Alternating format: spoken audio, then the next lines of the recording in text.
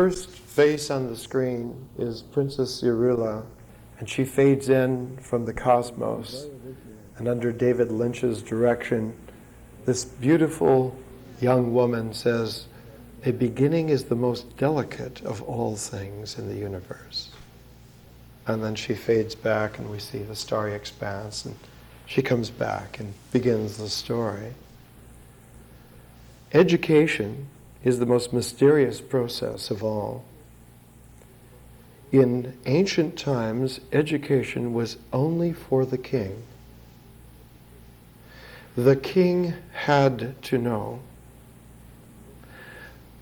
And so education for tens of thousands of years was the speciality of magicians, of shamans, of largely old men and occasionally old women who had eked out the wisdom from incredible lives and mysterious circumstances, and they imparted it only to the king. The archetype, I think most familiarly, is presented to us as King Arthur and Merlin.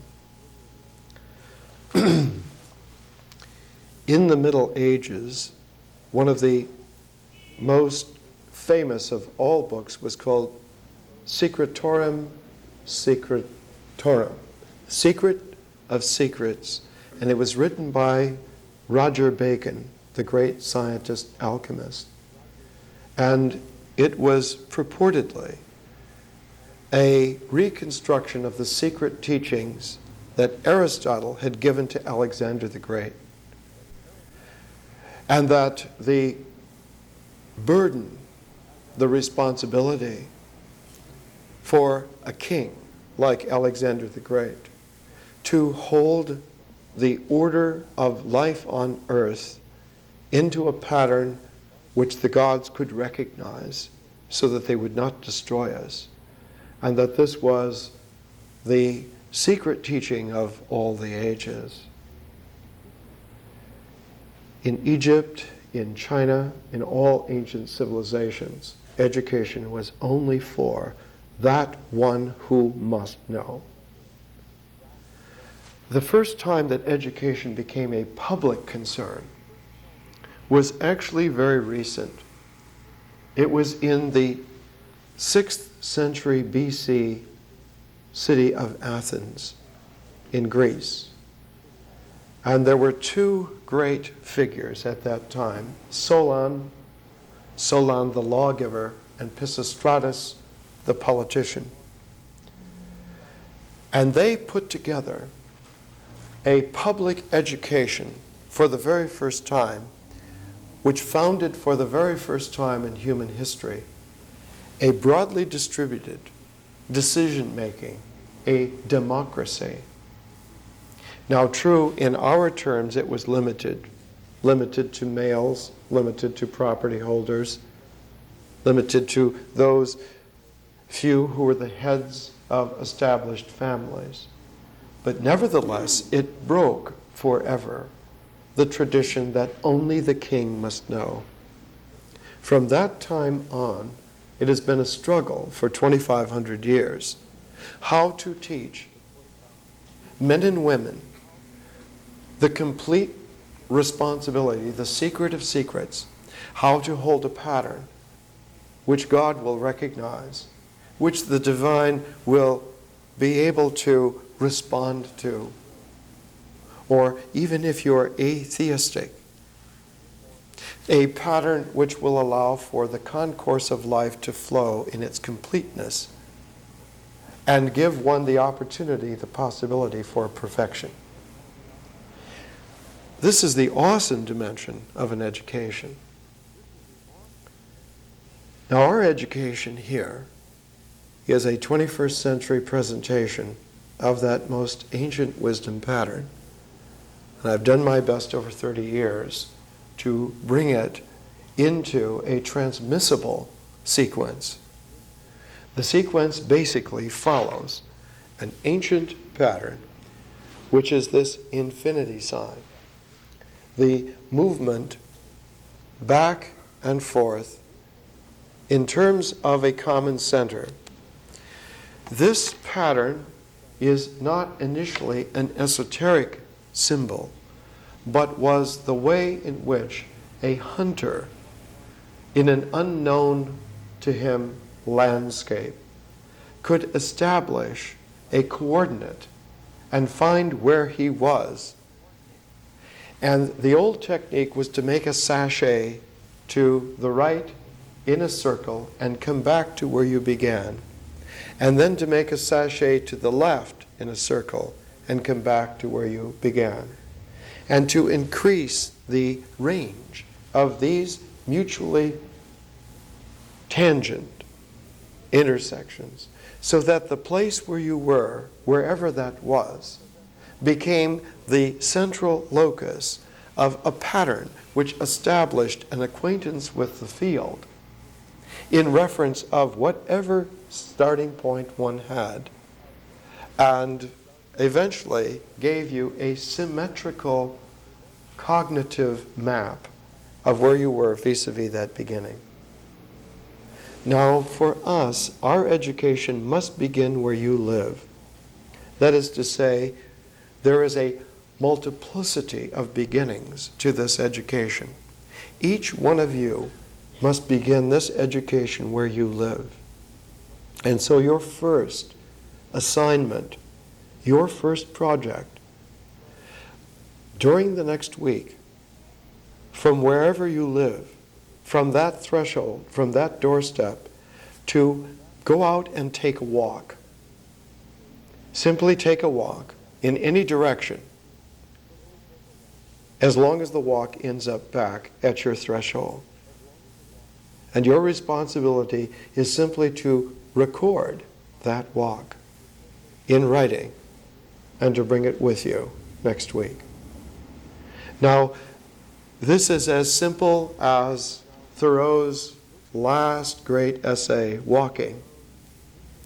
It's as complex as random walk theory in modern mathematics. It's as basic as beginning a pattern and a process which will do something almost miraculous. You can spend a weekend in some kind of intensive and raise some capacity an inch. You can force within a quarter or a semester system a larger area, a subject area of expertise, and raise that an inch. But it's almost impossible to raise the entire field of your possibility as a being 1 inch. And what this education will do in 2 years will allow you to gain a step up on the entire dimension, including those that you haven't even tapped yet, of your possibility for enriching your life. In ancient Greece, in the Athens of the 6th century, the wily Pisistratus, the wise Solon, together, cleverness and intelligence working together, realized that you need to have a symmetry to an education, otherwise it has no stability. It must have in its field, in its pattern of movement, in its progress of sequence, some kind of symmetry. Now for Thoreau, the symmetry was in the process, the act of walking. And indeed, Thoreau's Walking, though it appeared in 1862, posthumously, by the way, Thoreau had died earlier that year. Thoreau's Walking influenced one of the greatest yogis of the 20th century. His name was Vinoba, and he was the chosen successor to Mahatma Gandhi. M.K. Gandhi chose Vinoba when he was just 20 years old to be his successor. This was back in the First World War era. He told Vinoba at that time, "You are a giant, but you are too young. You must take a year to walk around India. You have been in your books all your life. I want you to come back next year and tell me what you have seen in your year of walking through India. And Vinoba returned exactly on the same day, at the same hour precisely. And when he returned and recounted to Gandhi what he had seen, Gandhi said, I need you in reserve for a special event that may occur. I want you to go to the very center of India, to the geographical center of India, and there to establish an ashram and wait until I call you. So Vinoba went to a little village called Wardha. It had several hundred people, and he remained there for 24 years before Gandhi called him. And when Gandhi needed a satyagrahi in the Second World War to make a worldwide point, he sent word to Vinoba, I need you. And Vinoba appeared and was arrested the same day and put in prison. And he was in prison during all of the Second World War. When Gandhi died in 1948, all of a sudden, Vinoba wondered, what shall we do to further this movement of refinement in the world for the betterment of life? Not the betterment of life for a few, but the betterment of life for all. And as he said that, he initiated a new word, a word that had been covertly used by Gandhi in several speeches, all of a sudden leapt to a level with Gandhi's great word satyagraha, truth holding. The word was sarvodaya, service to all. And Sarvodaya joined Satyagraha, and Vinoba joined Gandhi as a pair, a symmetrical pair. Now this Sarvodaya was discovered by walking. And Vinoba,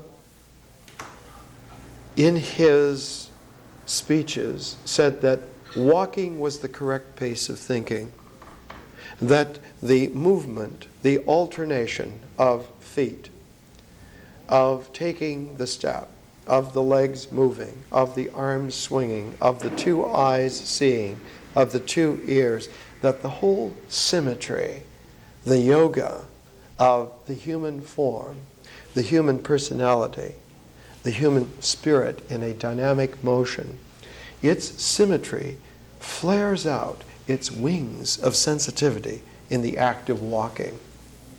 And it was Thoreau's walking essay that influenced Gandhi, that influenced Vinoba, and became, in fact, the source of their yoga, their karma yoga. Deeper than the Bhagavad Gita in Gandhi and Vinoba, one finds Thoreau. In fact, one of the great compendiums of Gandhian essays is dedicated to the esoteric sage of North America, Henry David Thoreau. So we're going to begin with the portable Thoreau as one of our legs. We're going to walk with Thoreau at the very beginning of this education. But we need another leg to go along with Thoreau. And I have chosen something ancient. I have chosen the I Ching, which is about 3,000 years old in the form that we're going to use it, and about 5,000 years old in the basic symbolic comprehension which it has. 5,000 years carries us back to about the beginnings of written civilization. Over the last 5,000 years, all of the discursive, expressive symbols, whether hieroglyphics or Chinese characters in their original design, all of them date for the last 5,000 years. The I Ching's symbols are the earliest symbols that human beings used to express something which was not visible to be pointed at, something which had to be indicated by a relationality, and that relationality was in terms of a ratio. For only a proportional ratio can indicate to us a relationality, especially a dynamic relationality. And so we use the I Ching and Thoreau. We use a walking sage, and we use the origin of discursive symbols. And these two will form the first pair of texts, the first pair of books. Now, we're not going to use books as they were used for the last 2,000 years. The book came in about 2,000 years ago. It originally was called the Codex, and the Codex displaced the scroll. The scroll as a roll up, unroll, one way, one-dimensional medium for expression. The Codex was a multidimensional field, able to be consulted in many different patterns, to be indexed, to be given a content, to be read through at any segment, or to be skipped around in. But we're going to evolve the Codex by using them as pairs all the way through. The pairing of books. The using of pairs of books as a symmetry for motion, for our walk through our education, is a technique which holds all the way to the end. Now, in order to help us, because we're going to use a different pair of books every month, we're going to change every month, every lunar cycle, we're going to have a different pair of books. So we're not going to linger. We're not using them as codexes. We're using them as a new form that will bridge something that is just now coming into play. For a new form is emerging on such vehicles as the internet, and there will be some form to displace the codex. But just as scrolls are still used, books will still be used for quite some time, and there will always be the antiquarian pleasure of coming back to them.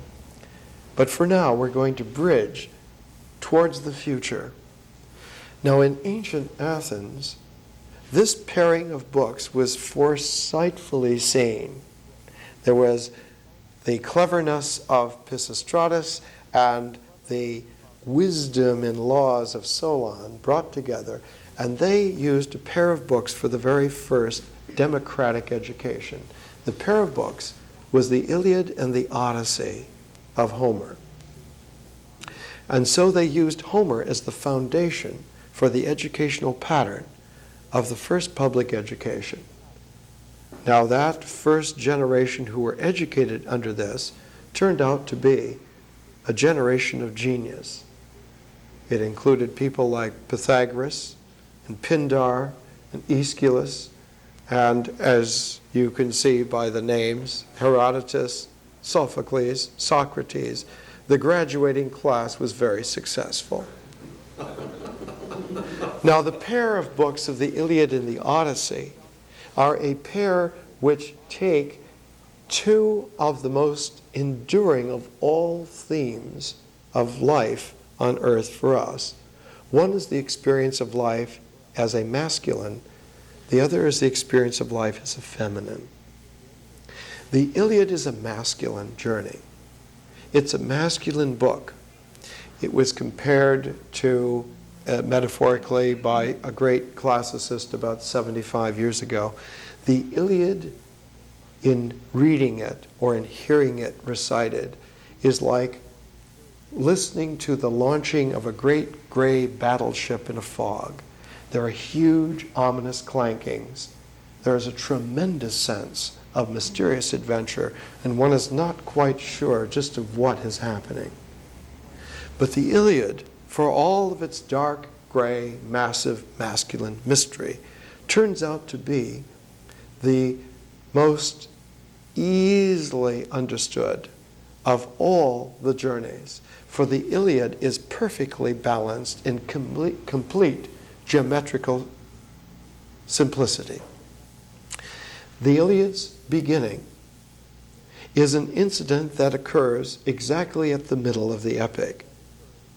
And as one reads along in the Iliad, one runs across, in perfect symmetry, events that will be mirrored later on in the Iliad after one has crossed the central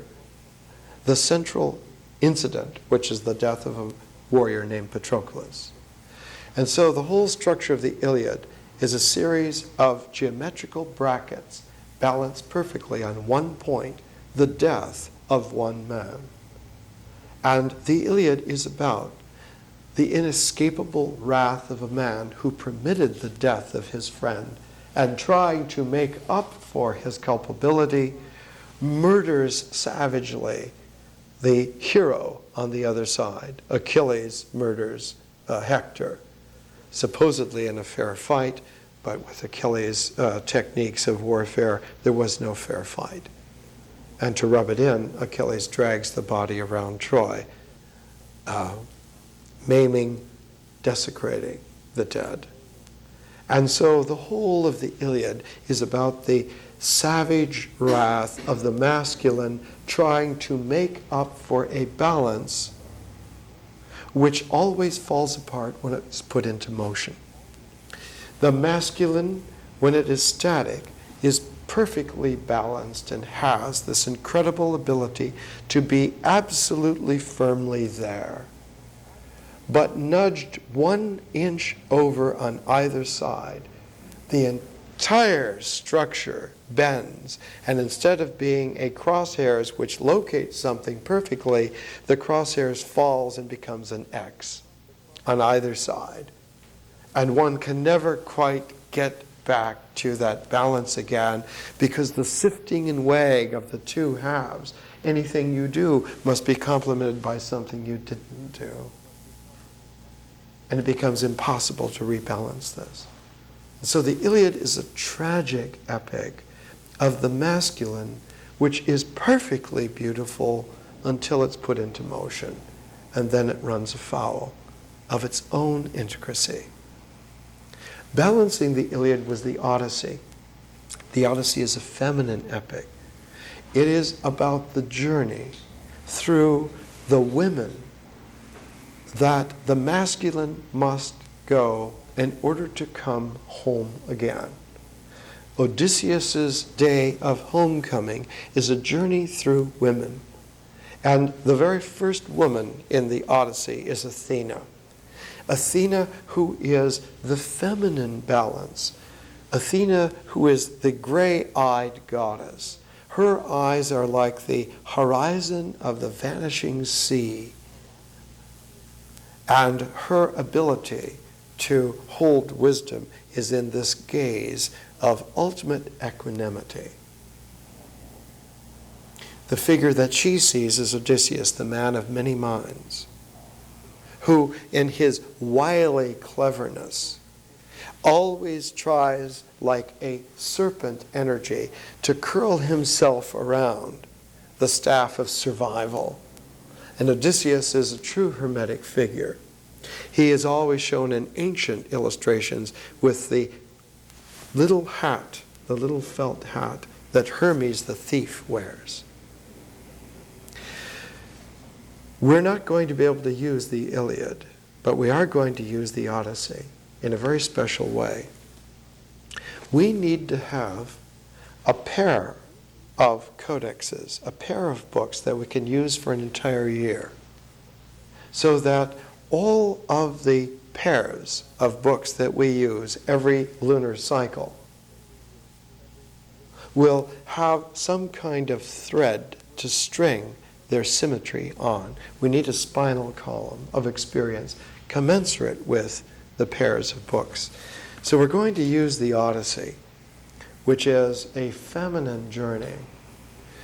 But in order to give us the choice, the balance, the masculine journey, instead of using the Iliad as Pisistratus and Solon used, we're going to use Melville's Moby Dick, which, like the Iliad, is a complete masculine journey, a journey also tragic like the Iliad, a journey which involves the inability of the masculine to find balance anywhere whatsoever. And the only survivor, Ishmael, survives because he does not seek for balance, but simply to float on the bobbing waves of the ocean, on the coffin of his savage cannibal friend, Queequeg. So we'll use the Odyssey and Moby Dick as another pair. You can choose one or the other. And I have portioned out, because in ancient Athens, it was discovered that when you are educating someone other than the king has all the time in the world. We do not have all the time in the world. We're men and women who are busy. And so our responsibility has to be balanced in a distributive way over a wider field of practicality. I'll give you a little example of the usefulness of distribution as a lifesaver. I had a friend who in northern Canada was with a petroleum consortium. He could read topographical maps and tell where oil was, like a genius. He went to visit a site in the far north, snowy Mackenzie territory, and he wanted to take a little stroll out from camp one day, and he walked out into a snowy field about a half mile and looked around, got his fill of the bleak wilderness of a winter landscape, which was completely different from the Patna which he was used to in his Bengali India.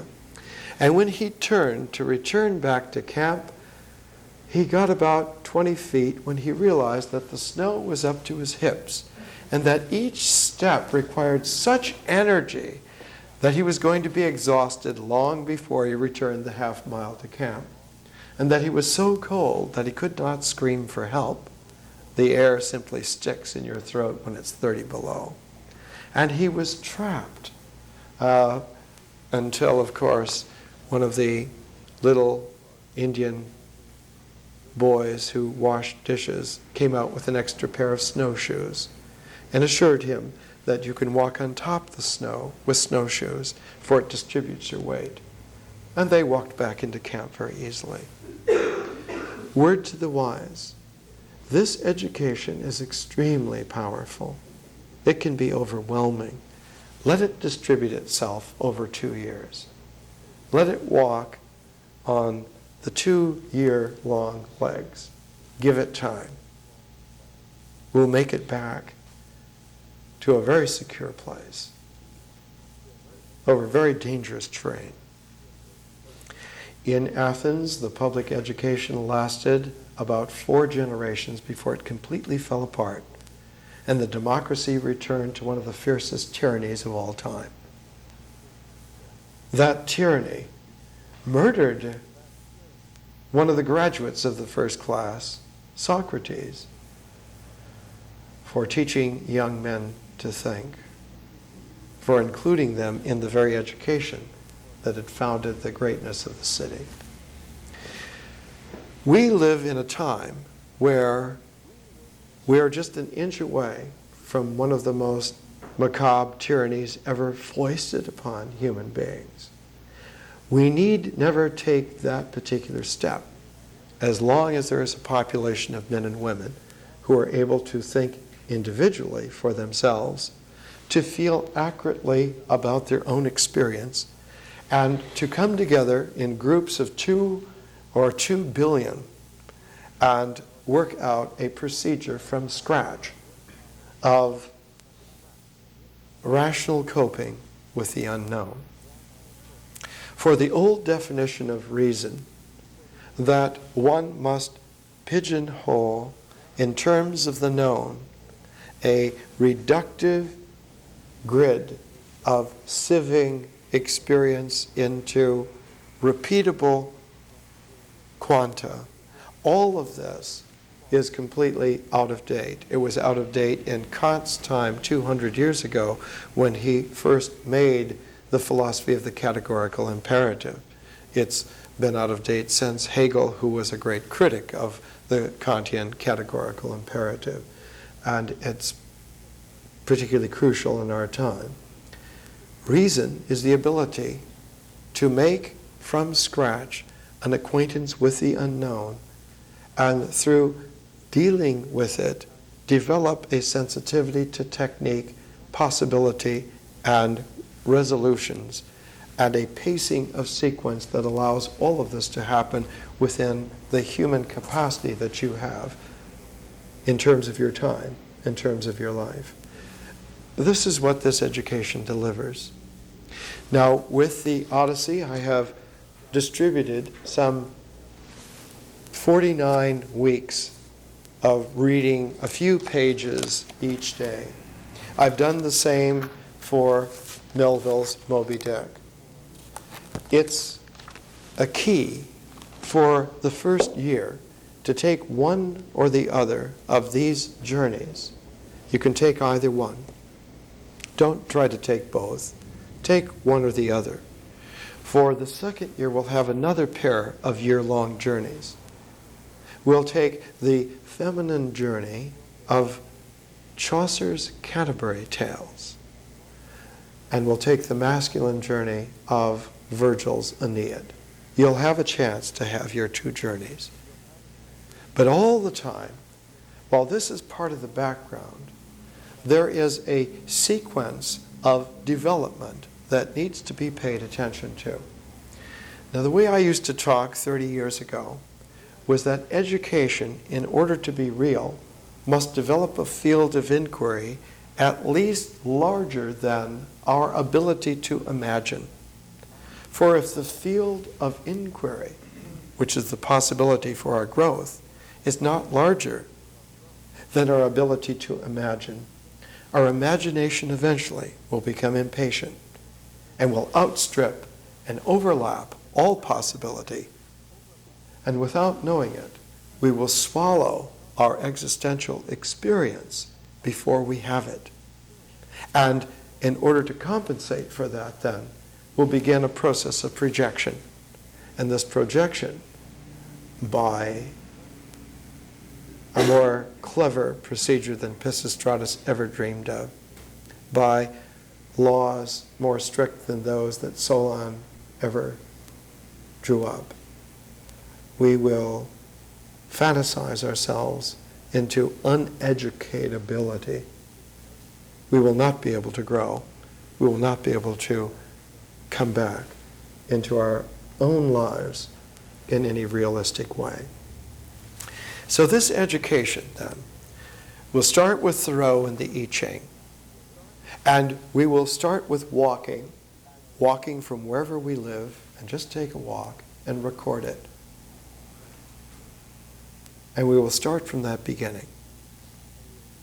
So let us begin. 5,000 years ago in China, as the legend says, there lived a dragon man, half dragon, half man. His name was Fu Shi. Later on in the development of Chinese civilization, Fu Shi was always portrayed as a serpent that had the torso of a man, intertwined around another serpent that had the torso of a woman, so that the figure that complemented Fu Shi was his consort Nu Gua.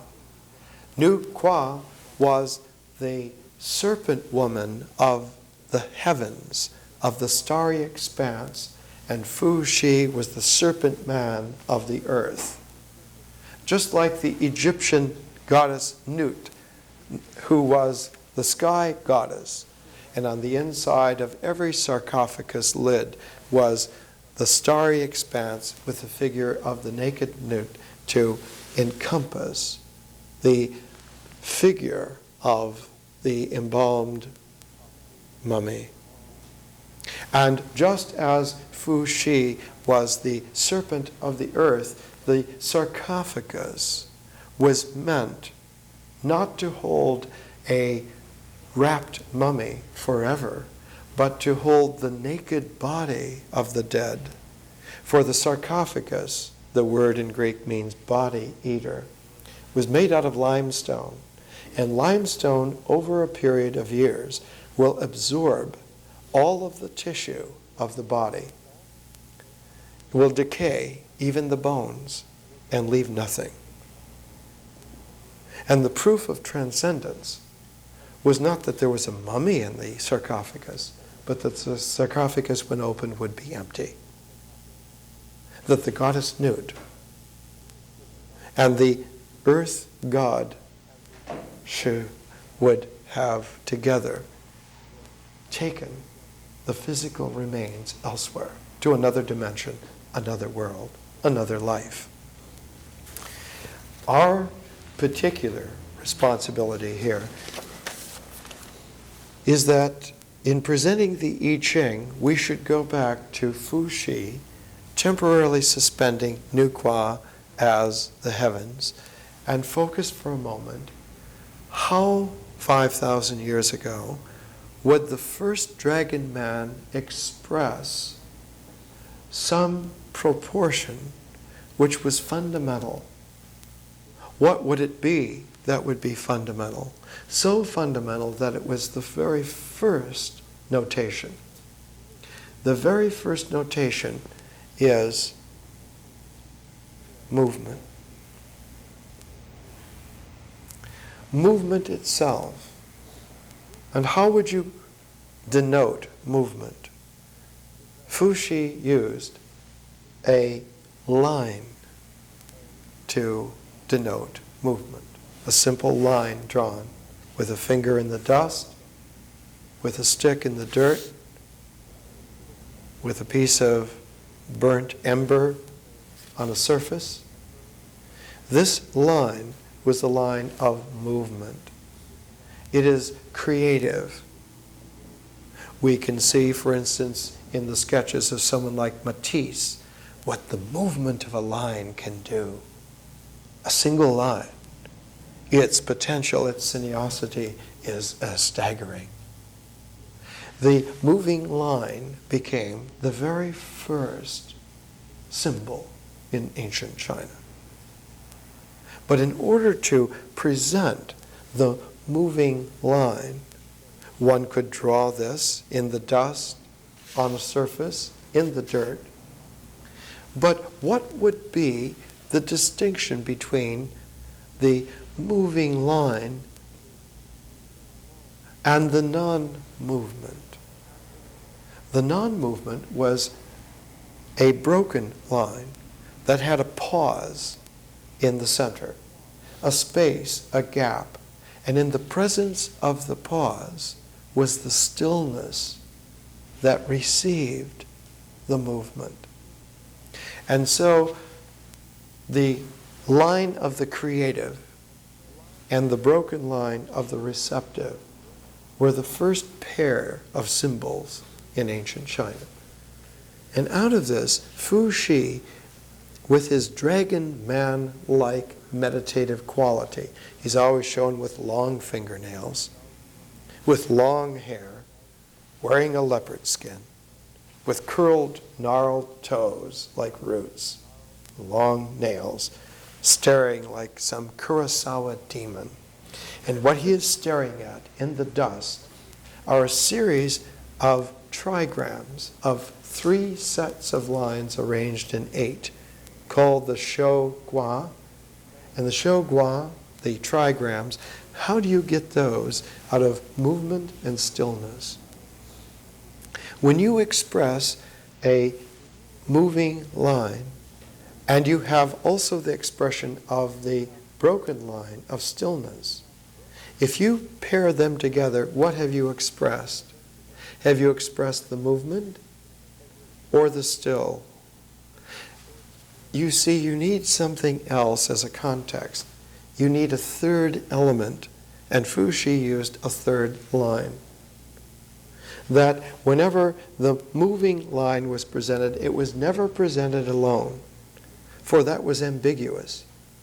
It meant that movement could be abstracted from stillness, and Fu Shi, being a wise shaman, a dragon man, knew that this was not possible. So that in order to present a moving line, it had to be in the context of a broken line below and above, so that the broken lines were the background for the moving line. And just so when the moving line was the context above and below, the broken line was in the center. So that always, when expressed with three lines, the complementarity of movement and stillness, which always registers, and the complementarity of form and background. The form must always be denotive, and the background must not occur in any connotative way, must always recede and not be there. So the there-ness and the not there-ness, the is and the isn't, the movement and the stillness, always presented together as a complement, but always in triads. Fuxi understood that movement in this way was not so much a lateral movement. That was there in the lines.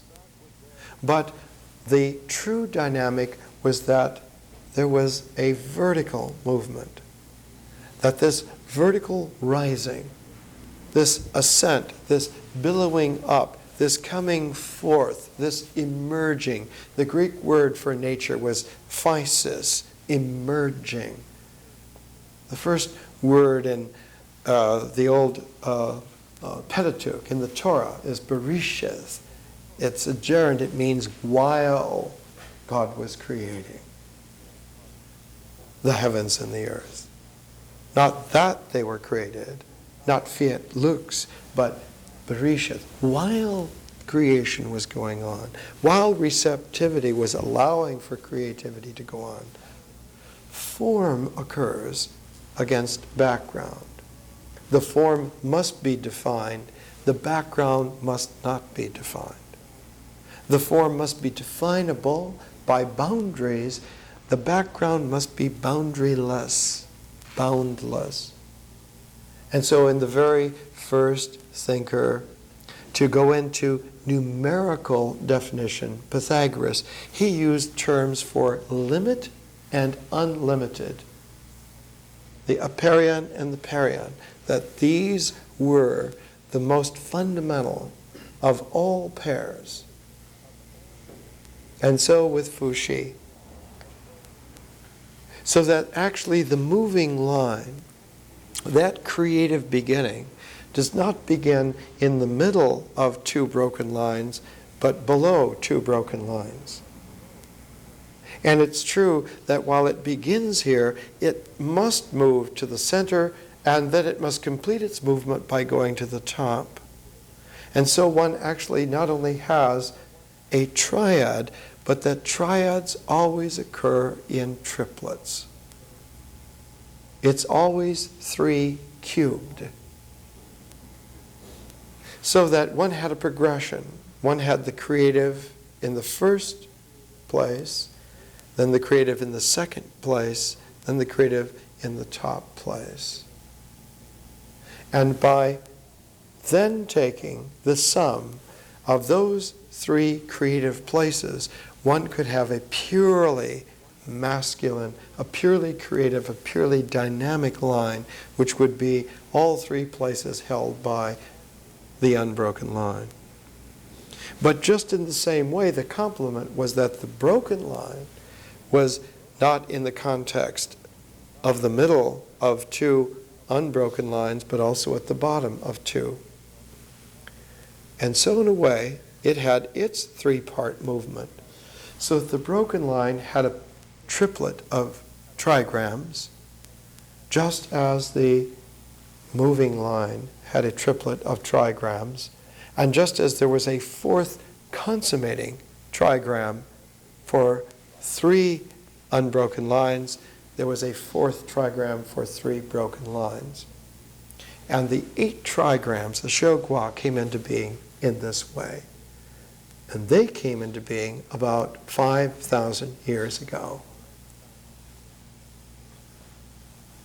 In the midst of 2,000 years of contemplating this, a most incredible penetration of insight occurred. After about 2,000 years, happening at the change of a dynasty, when the Shang dynasty was overthrown and the Zhou dynasty came into play. The Shang characterized by bronze cooking vessels that were shaped like animal masks, by bronze swords. Shang China was like Bronze Age Greece. It was a masculine warrior-like society, displaced by the Zhou dynasty, whose symbol was not bronze but jade. And jade had a feminine connotation. And we'll talk next week about how jade came from only one place in all the world in ancient times. Lost far away in the wilds of West China, Asia. Only one place. And came from a pair of rivers. One river carried white jade and one river carried black jade. And they met in one city that's one of the most ancient cities in the world. We'll talk more about that in times to come. We're trying to understand how the I Ching came about.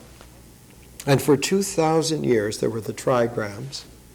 And the use of the trigrams for divination was like a key to the movement of things and their nothingness.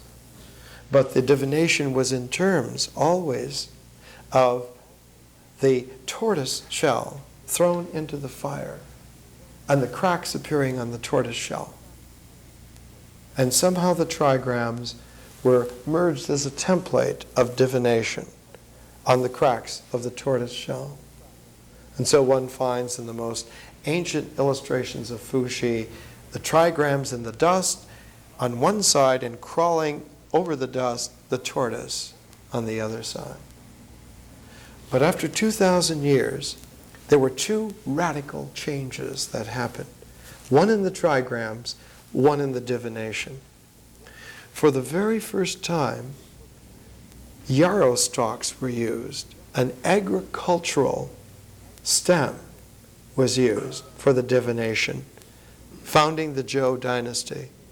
And in the penetration of the movement of the trigrams, there came to be seen that when the yang line is in the very center of the two yin lines, it has a perfect balance with the yin line, which is in the center of the two yang lines.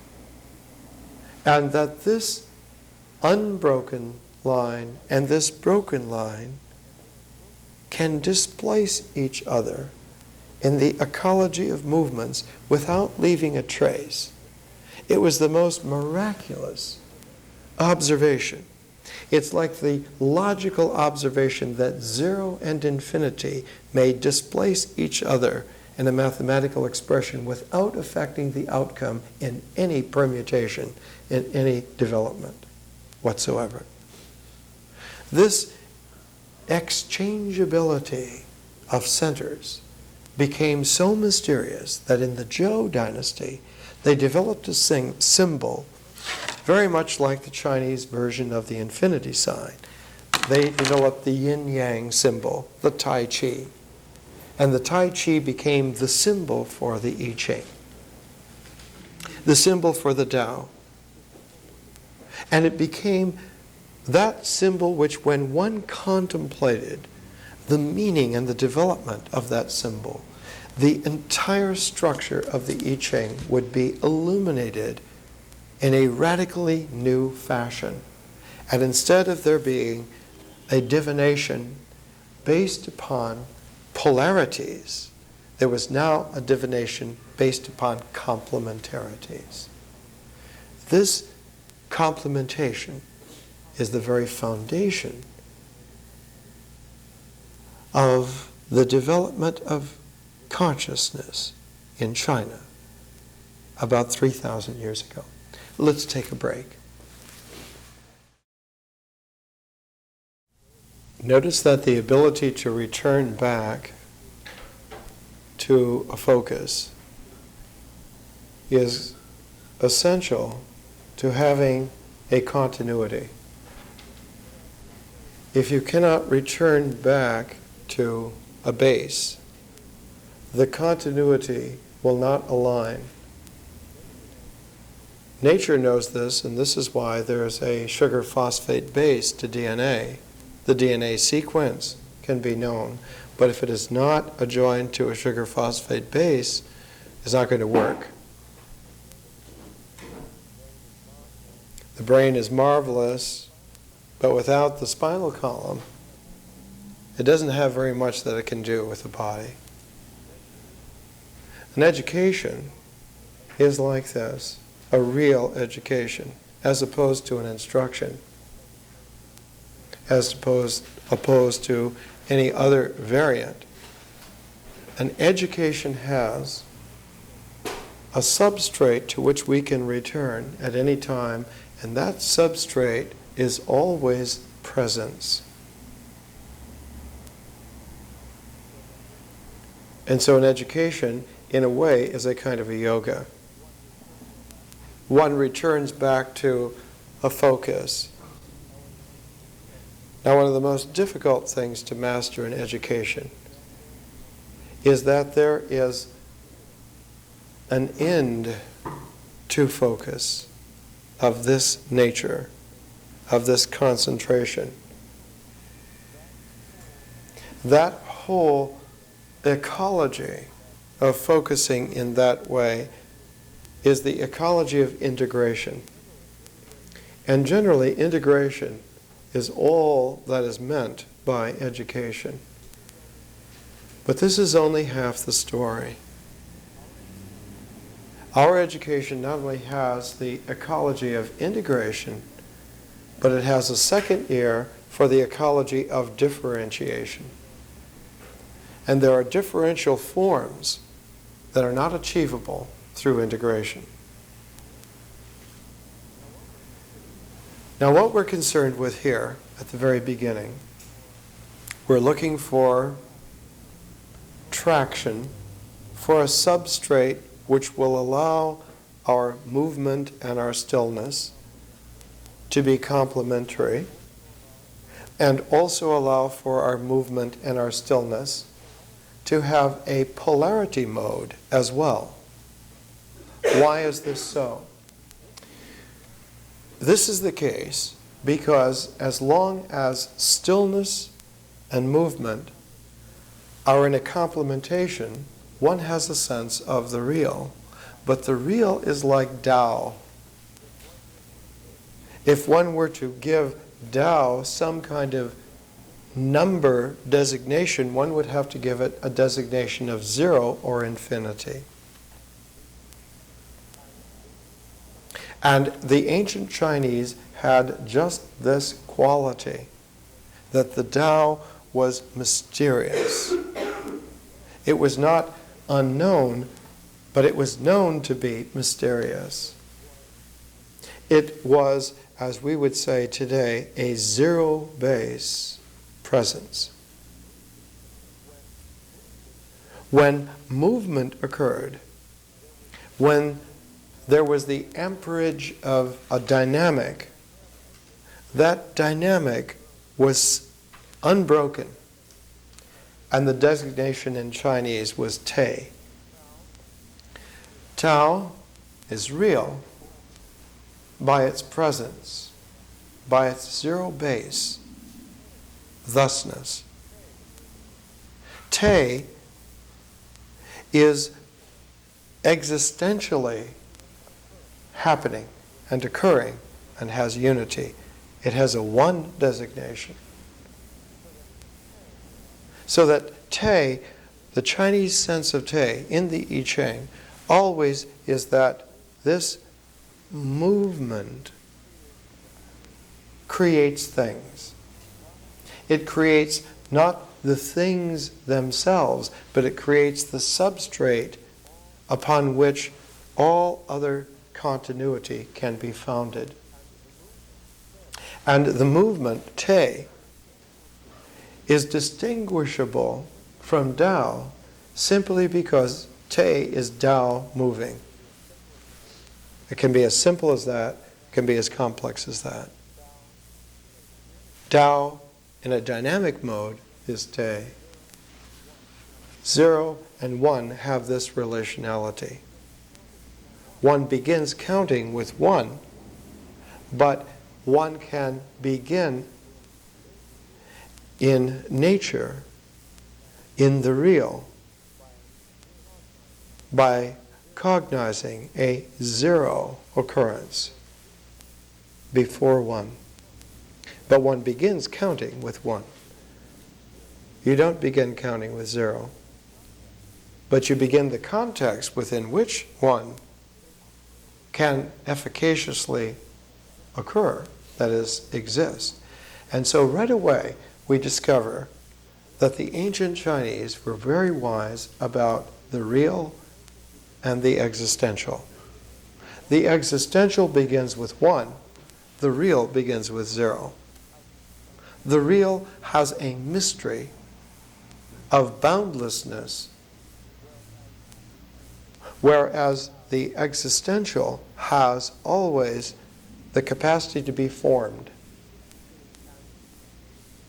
And to put it in modern binary comprehension, and the first person to put it in this comprehension was Leibniz.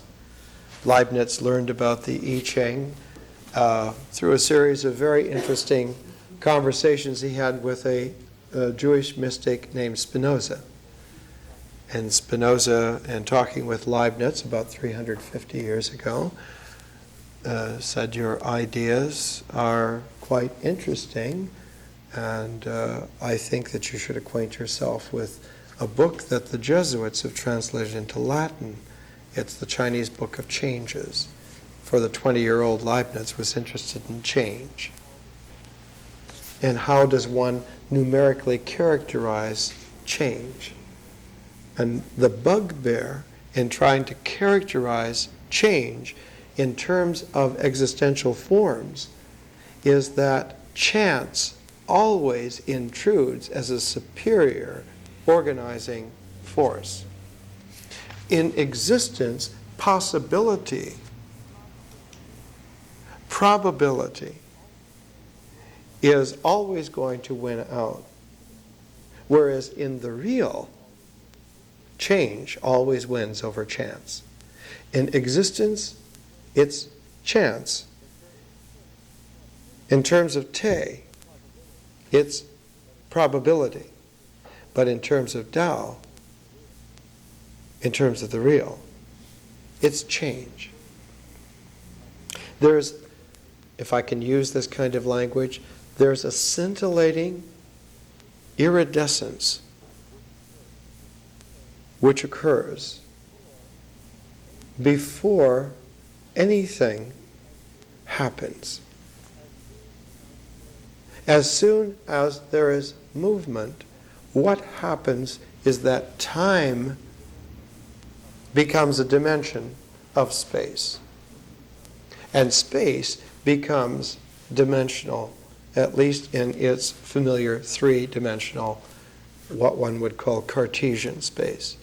There is a Cartesian geometry to movement. But there is a Euclidean, one doesn't even have to go to non-Euclidean geometry. There's a Euclidean geometry before space and time become definable boundaries for the extent. Now, we're used to hearing in the 20th century about non-Euclidean geometry, but don't forget that Euclid lived several hundred years after Pythagoras and was already the beneficiary of an Alexandrian excellence. And the very first line in Euclidean geometry is that a point is a locus without dimension. So the Euclidean point is not a Cartesian point at all. It is a vanishing point. And this vanishing point characterizes the potentiality of zero-based Tao. What Fu Xi and the Chinese 5,000 years ago realized, and it was a pristine realization, was that the Tao can reoccur, and when it reoccurs, time does not occur. That the timeless displaces time. Or one can say, on the infinite end, that eternity displaces time. If you're talking about zero, it's timelessness. If you're talking about infinity, then it's in terms of boundless. Leibniz consulted the Jesuit translation of the I Ching. It wasn't a very good translation, but he had enough genius, even at the age of 20, to understand that this was a binary language of 0 and 1. And with a binary language of 0 and 1, you can characterize anything. You cannot characterize the real. You cannot characterize Tao. You cannot characterize zero nor infinity, but any formed thing can be characterized by permutations, rather large it turns out for some, but anything can be characterized by 0 and 1. We do it with computers every day.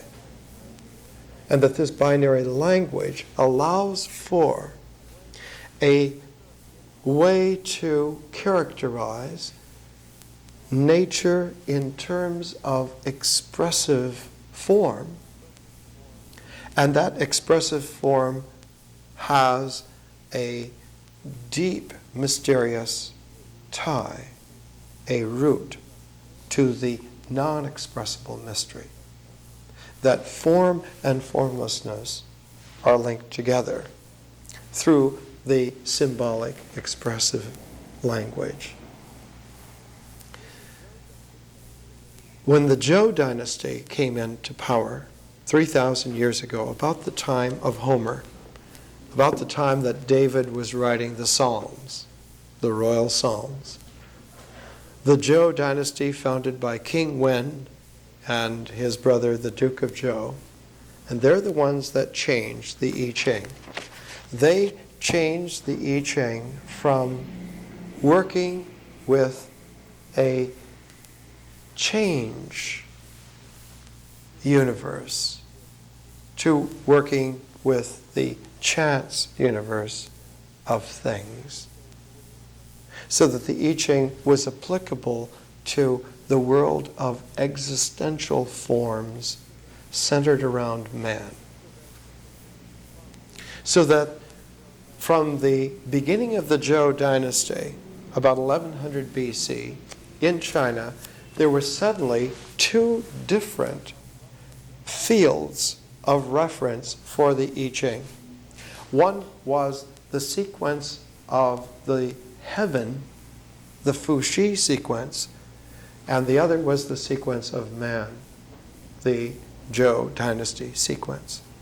So that the I Ching was able to be used as a way in which to understand the mystery of reality, heaven's Tao. But at the same time, with a slight change, like an optical illusion, one could focus on the world of man, and man could be understood using the same coordinate. And so, from the Zhou dynasty on, the Chinese saying was, man is the bridge between heaven and earth. No longer was it the vanishing of man to allow heaven and earth to be the sarcophagus and the lid without anything there. But now man could be there. And so the greatness of Chinese civilization took, I guess we have to use the quantum jump language. It was indeed a quantum jump. For with the Zhou dynasty, the I Ching, in one jump, became applicable to the world of man, And instead of there just being Tao and Te that had to be computed, there was a third item that now had to always be taken in consideration. The Chinese word for man in this sense was Zhen. Zhen. Tao with a 0 designation, Te with a 1 designation, Zhen with a 2 designation. That man in his wholeness was a balance of two. He was able to encompass polarities which could go through all the possibilities of non-equilibrium and include the possibility of ultimate equilibrium where the two were equally balanced and the plus and minus formed in its equilibrium the Te, which was unity, which came out of the Tao, which was real. And if there was this alignment of our Zhen in equilibrium with Te, and thus with Tao, then in this alignment there was a continuity unbroken. A sequence of 0, 1, and 2, of heaven, of existence, and of man, but their alignment was assured. But the Zhou dynasty, in its founders, King Wen and especially the Duke of Zhou, the intelligence that was there skirted an almost impossible realization. And it took about 600 years for that realization to finally percolate down and be understood to the nth degree.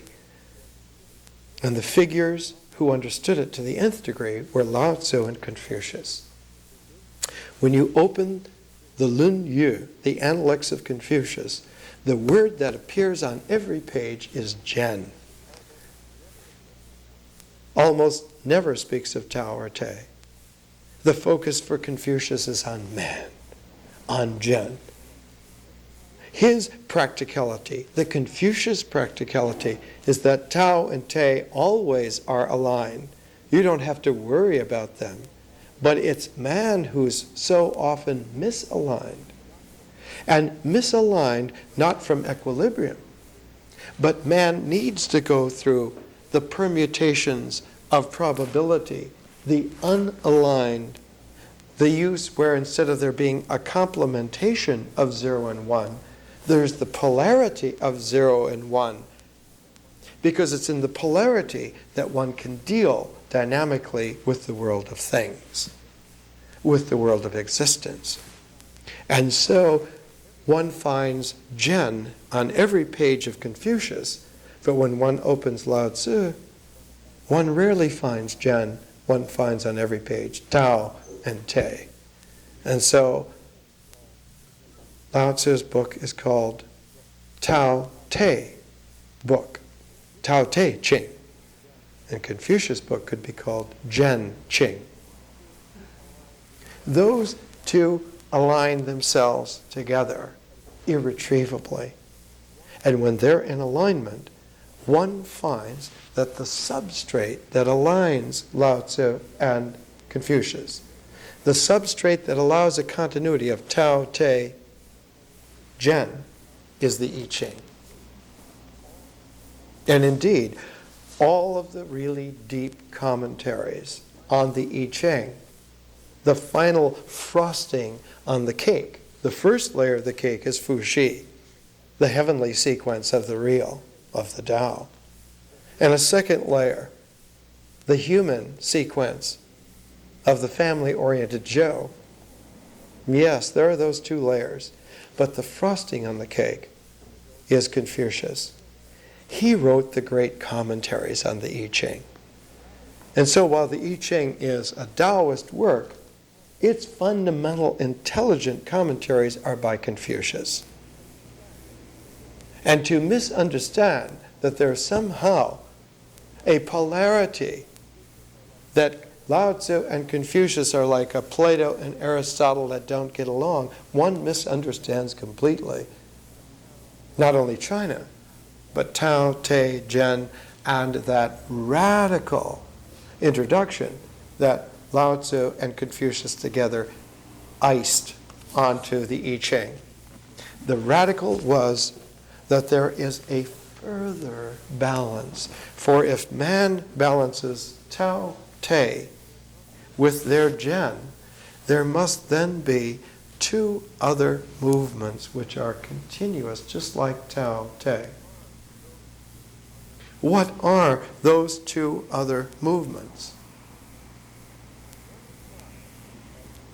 On one side, as man gains his equanimity and he feels the efficacious dynamic unity, the force of Te, what balances that out is what the Chinese in the time of Lao Tzu and Confucius called Yi, not like I Ching, but I'm sorry, my voice with the cold doesn't allow for the Chinese tone to come through very clearly. Yi means the mind. It means the symbol level.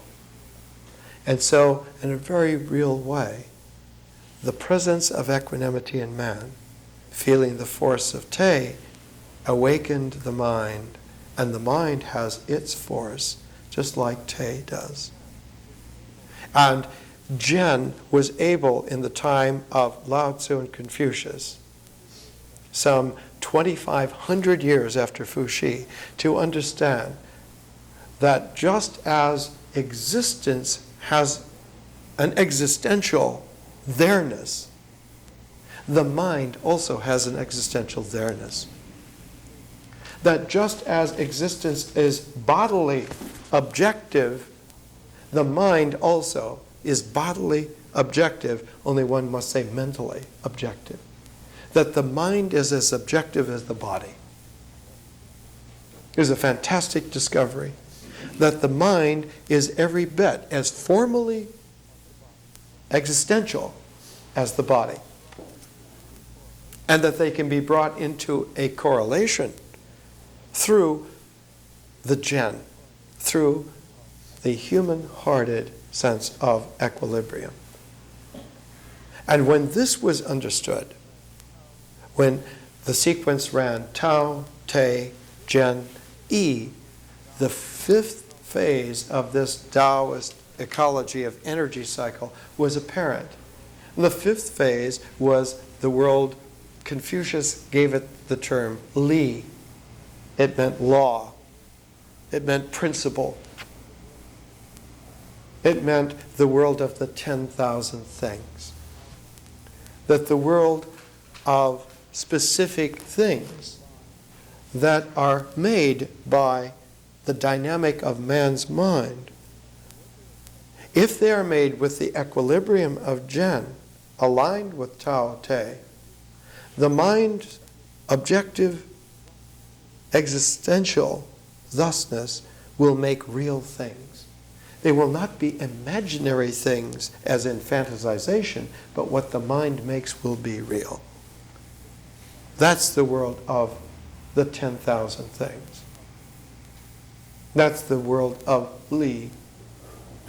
And in Confucius, not only writing the commentaries on the I Ching, not only writing his Analects, but writing also, in great part, a book called the Li Qi, the Book of Rites, showed that the rituals, the things that we do with our body in existence, if they are aligned through our human-heartedness with our mind, the mind using those rituals will make reality. How do we know that it's real? They will exist, but are they real? They will have form, formal capacity, but will they be able to factor into Tao and not leave a trace, leave no remainder? And that was the essence of the development of Chinese thought with Lao Tzu and Confucius. That in fact, there is a 5-phase energy cycle that characterizes the entire spectrum from the real to the existential to man and all of his possibilities, to the mind and its symbols, to the world that man makes with his mind, his visionary Tao. That somehow the vision of man folds back into Tao without leaving any remainder. This movement was the great ecology that made the classic world of Chinese thought. The I Ching is the substrate upon which all of this development is founded. 2,500 years of development are founded here in the I Ching. Now, it was so powerful at that time that it was used almost without revision or commentary right up until 1911. The whole Chinese civilization was founded on a Chinese civil service exam that went into place with the founding of the Han Dynasty that used Confucius, used Lao Tzu, used the I Ching as a basic education.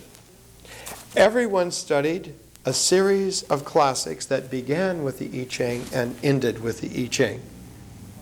You studied the 5 Confucian classics, the I Ching being the first of the 5 and the last one that you studied after you had done all the others. You began and ended with the I Ching. And so in a way, the I Ching for the Chinese was what Homer was for the Greeks. A foundation which allowed for an educational pattern of maturity to be given to men and women in a distributive way, so that there was not just one wise person carrying the burden of the universe on themselves, but was distributed throughout the entire structure of the society. Now, one can see that right away, if you are a king, you're not going to like this. And right away, in China, just as in Greece, there was a reaction against the allowing for other men and women to become educated. Well, let's put it even more bluntly. It wasn't even a question of women being educated, but of allowing any other men to get a realistic education. They could be indoctrinated, but not educated. They must believe in the gods of the state, not in developing the ability to inquire after the divine itself. And so in China, one finds a great tyranny that comes into play at the very same time as the founding of the educational system based upon the I Ching. You say, well, how can this be? Is this not a dichotomy? It is a perfect dichotomy. And very often, one finds at great advances forward, a great advance backwards, to equal extent. Thus, in our own age, we're an inch away from a barbarism and a tyranny that would put to shame the paltry attempts of Nazis or Stalinistic Russia to corral and pre-mold human beings. We're just an inch from that. But we're also just an inch from a great awakening and opening up an education where billions of men and women can begin to mature and come to maturation and live lives that are meaningful to them and to each other. Is it a gamble? If it's a gamble, its probability is exactly 50-50. But in terms of the real, the change is absolutely certain. Now, one could fall into a kind of Hegelianism with this kind of absolute talk. And all I can say is, go ahead and fall. You're not going to disappear. If you do disappear, you will reappear all by yourself. This is part of the mystery of this particular kind of education. Each Saturday morning, this presentation will come back to some kind of a focus and explore in two symmetrical different ways and keep coming back, but we'll keep enlarging the field of inquiry. And we'll keep bringing in new material. One enlarges a field of inquiry by richness as well as by sojourning. So as we go further and further into the development of the space and time, we'll enrich it in terms of content. For as a universal law, it's a li founded on Tao, that there is in all fields, as in all plasmas, in all liquids, in all solids, all gases, there is a supersaturated condition. And reaching the supersaturate, whatever form is real for the true structure of that existence will precipitate out and become apparent. If you supersaturate a salt solution, salt will precipitate out. You'll never get sugar. It'll always be salt. And so what we're going to dissolve into this field of inquiry is the richness of human civilization on this planet. Every civilization, every fundamental aspect of it. And as we dissolve it more and more by enriching our field of inquiry, there will come a time where all by itself, for each of you, in your own way, whatever is real for you will precipitate out. That form will be there for your inspection, for your appreciation, for your recognition. And that recursive recognition is one of those proofs, not a proof positive, but something deeper. It's a proof in a neutral. It's a proof that existence can be aligned with reality to such an extent that even though it disappears from time-space, it reappears in another time-space, unbidden, yet appreciated. In his garden, the wise old Carl Jung had a cube that had the genius of the place, the little genie of Bollingen carved on a stone. And over the lintel of his door, facing that genie on that cube stone, was the motto, "Called or not called, God is there." Now let's come back here. Let's return to the presence. Let's enrich. We're taking a journey with either the Odyssey or Moby Dick for the whole year, and we're going to enrich and integrate along that substrate whole pairs of texts. The next pair of texts that we're going to use a physics book by a woman, Christine Sutton, The Particle Connection, and we're going to use Timothy Ferris's book, The Galaxies. We're going to take the very small and the very large, the largest that we can get in existence and the smallest we can get in existence, and we're going to bring them into polarity and see the probabilities and rotate that, and then we're going to allow them to come into some equilibrium and see that there's a secret exchange of cells, that the very small, the smallest, exchanges with the largest without leaving a trace. It's a proof neutral that zero and infinity factor with no remainder.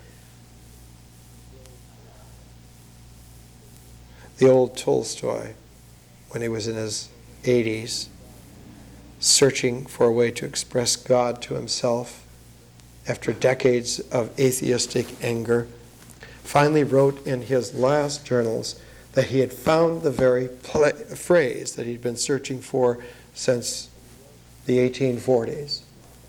And he wrote, this was about 1910, he said, "I now can express God as X over 0, the unknown over nothing." And in that ratio, I have come to understand that something mysterious is real and from time to time has existence for me. So this education has this kind of oomph. It has an ability not only to oomph as in stun us, and oomph as in penetrate, but we want to modulate it like the snowshoes. We don't want to be overbold.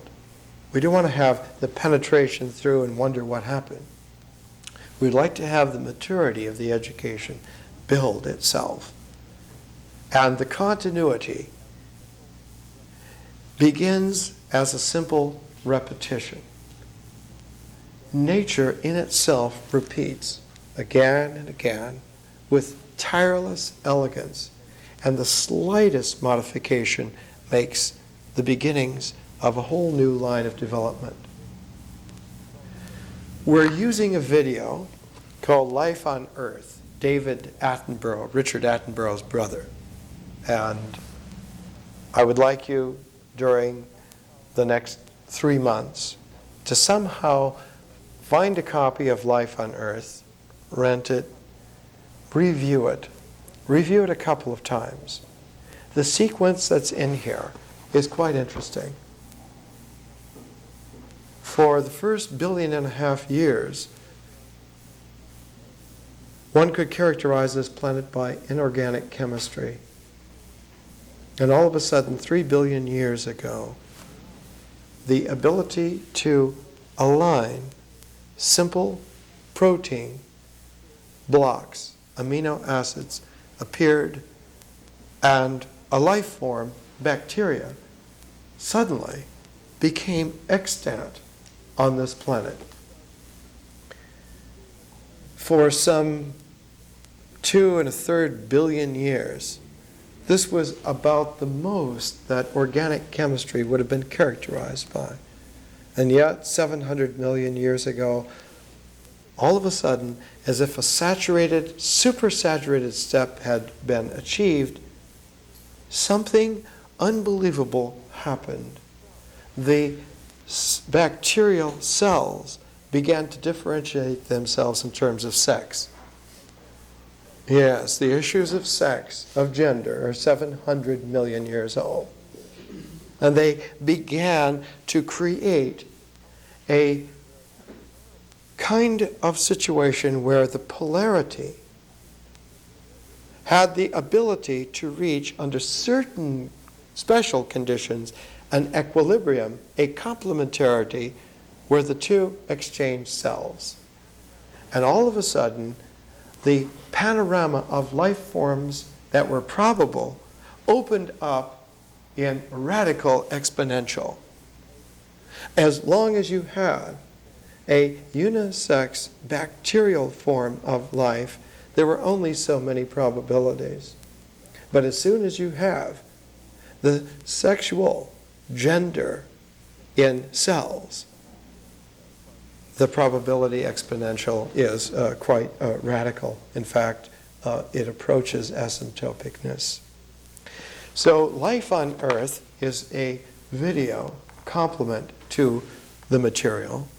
And in terms of music, I'm going to use from time to time various compositions of music. They're here in our pamphlet on page 39, the pamphlet of the Ecumene, music in the Ecumene, and on the other page beginning are the videos. I want to use moving picture images and also music images. The first music we're going to use is by the great American composer Alan Hovhaness, and the composition is called "And God Created Great Whales," not just in honor of Moby Dick. "And God Created Great Whales" is the first musical composition on the planet that takes the songs of others than humans and works them into the composition. The songs of the humpback whales are the soloists for Hovhaness's musical composition. and God created great whales is a radical step into the future of music. For we have now the possibility of songs other than human beings as parts of the musical repertoire. There are two cassette versions of it. This one is done here with the Seattle Symphony. Hovhannes is 84. He lives in Seattle. And this one is done here with the Philharmonia Orchestra. And you can get either of these CDs. I prefer the one here from the Seattle, but you can use the Philharmonia Orchestra if you like.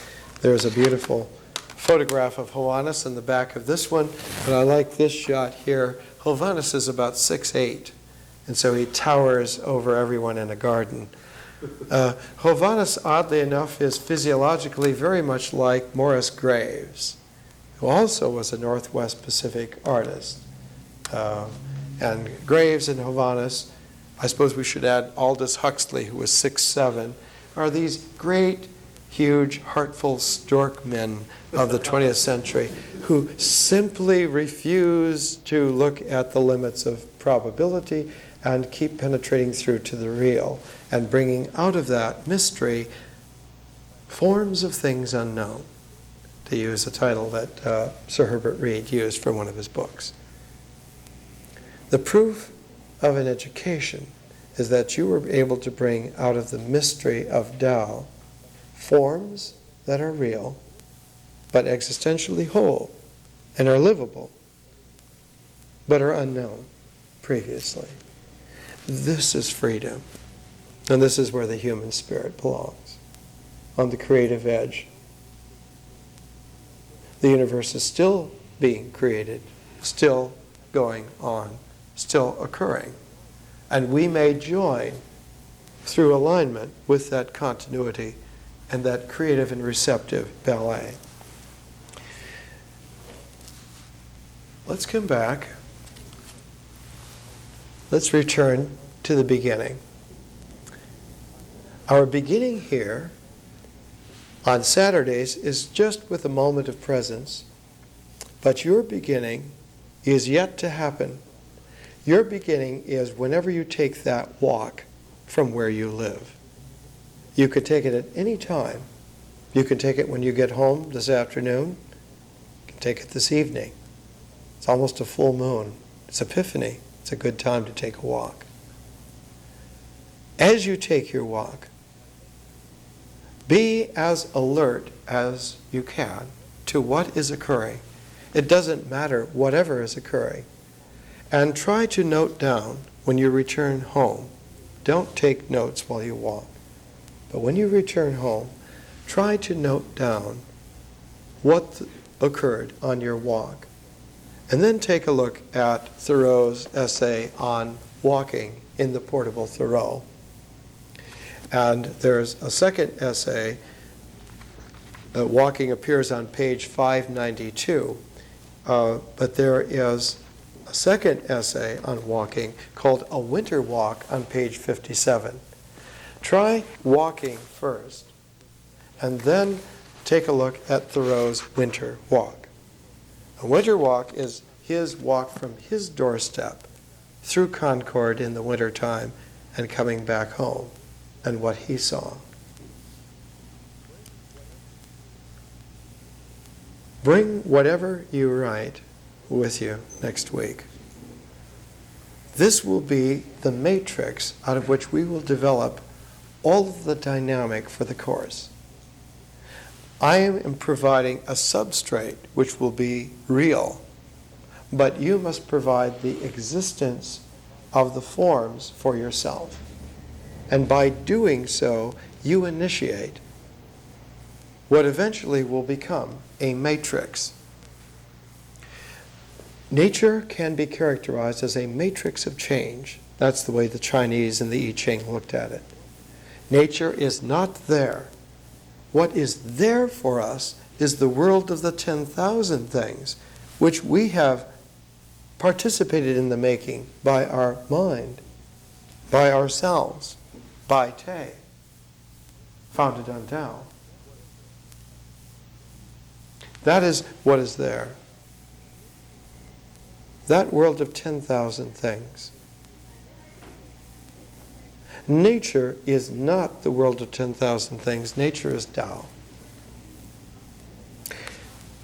To appreciate, and it's not something that one can get, but to appreciate that Tao is not there, remember, we give it a 0 designation. It has no designation whatsoever. The 0 is only provisional. It doesn't attach to anything. And so if we go to grab nature, to find the ultimate thing that is in nature, it fades, it unravels before our grasp, before our eyes, down into mystery. This is as it should be. But by the same motion, though nature is not statically there, as a matrix of change, it allows for creativity and receptivity to intertwine in such a way that existence has the tone of the real, though it's in a provisional form. The way in which the I Ching expressed this was that the trigrams always pair together and make a hexagram.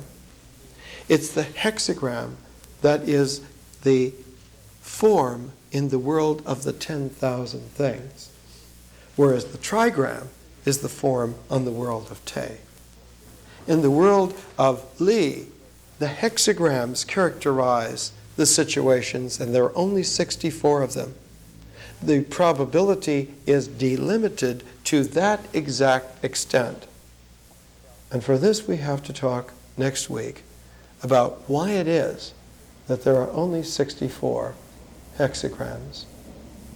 One can say, well, the permutations of a pair of trigrams coming together allow for only 64.